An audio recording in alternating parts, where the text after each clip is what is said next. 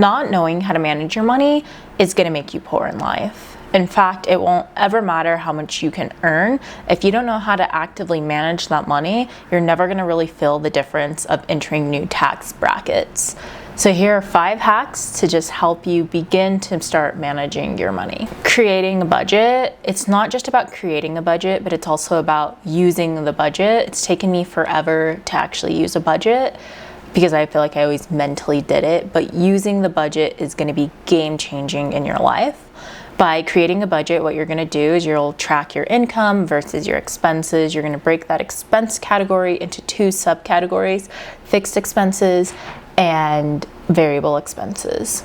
Automate savings and investments. Basically what you're going to do every payday, have a set amount transferred to either your savings account, investments account, or both. This is going to ensure you're consistently setting aside money each month.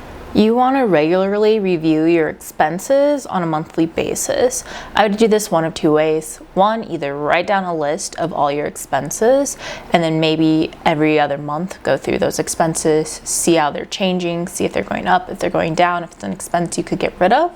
The other way I would do this, and this is my preferred method if you're just starting to really manage your money, you're going to pick 1 month to start.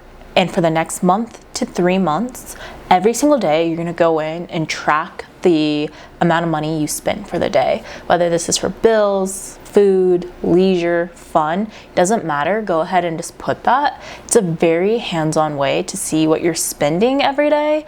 And I think psychologically, it's going to help you understand that there's more of an emotional attachment to your transactions than just swiping your credit card. Doing either methods are really gonna help you expand on what you're spending money on, your real expenses, and it's also gonna make you be able to cut back on maybe things you don't really need, in turn saving more money. Emergency fund. I don't think a lot of people have one, which is why everyone always talks about getting one. But basically, you're gonna wanna cover 3 to 6 months of expenses. Put that aside in an account, put it in a high yield savings, don't touch the account. That, however, the 3 to 6 months, I actually like to take that away and say you need to set a number for yourself in the back of your head that's like, this is realistically what I would need if I got put into a pinch. Whether that's $1,000, $10,000, $20,000, set a number that you know in the back of your head is going to bring you solace at night, that you know you have in cash in a high yield savings that you're able to pull out. And then with that number, I want you to actually set smaller increments going along the way. These increments could be like $1,000, $5,000 until you hit $10,000, just so you have small checkpoints that you could do like a little victory dance once when you obtain. That makes it so you're actually saving the money, and it seems more obtainable to say you're going to save $1,000 within the next 3 months than maybe $20,000. And that's important if you weren't going to save any money at all. You'd rather save that small amount and then move on to the next increment.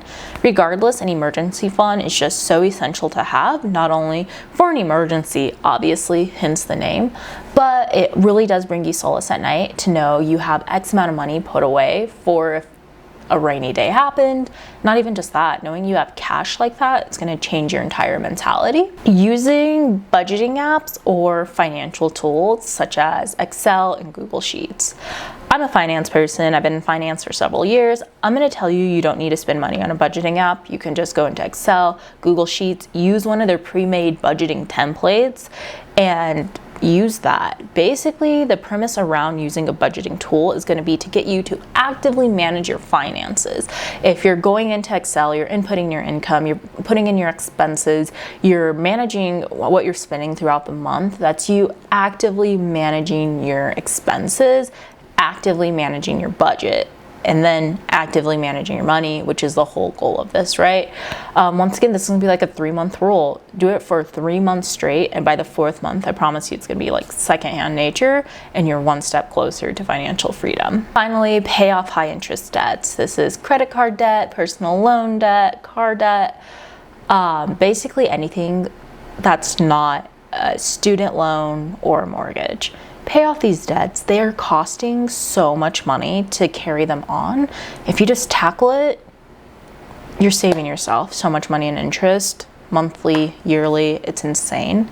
This is easier said than done. I have several videos talking about this just because it's easy to say you need to pay off your high interest debt, but actually formulating a game plan and changing your mindset to debt is what's really gonna give you the reins of your financial freedom. I hope these tips helped, and I hope you're prosperous on your journey of learning how to manage your money, and not only that, but on your journey to financial freedom.